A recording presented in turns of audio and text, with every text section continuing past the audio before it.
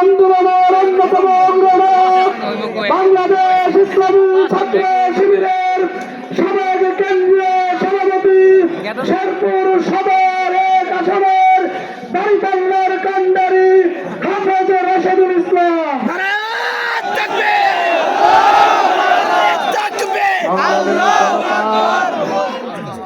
হৃদয়ে রক্তক্ষরণ নিয়ে আজ আপনাদের সামনে দাঁড়িয়েছি। ৪৮ ঘন্টা পেরিয়ে গেল, সন্ত্রাসীদের এখনো পর্যন্ত গ্রেপ্তার না করে প্রশাসন যে দুর্বল ভূমিকা রাখছে, এর জবাব প্রশাসনকে দিতে হবে।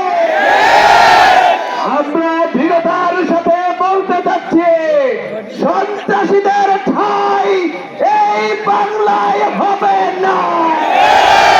শেরপুরের অপমান জনতা সন্ত্রাসীদের বিদায় করার জন্য ১২ তারিখ ব্যালট বিপ্লবের জন্য উদ্যোগ নিয়ে আমরা অনতি বিলম্বে প্রশাসনকে অনুরোধ করব, অনতি বিলম্বে প্রকৃত দোষী এবং তাদের দোষর নির্দেশদাতাদের গ্রেপ্তার করে আইনের আওতায় নিয়ে আসুন।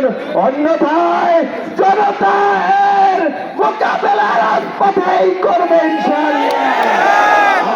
১২ তারিখের ব্যালট বিজয়ের জন্য শেরপুরের ৩টি আসনকেই সকল মানুষকে বেছে নেওয়ার উদাত্ত আহ্বান রেখে আমি আমার কথা এখানেই শেষ করছি। আল্লাহ হাফেজ।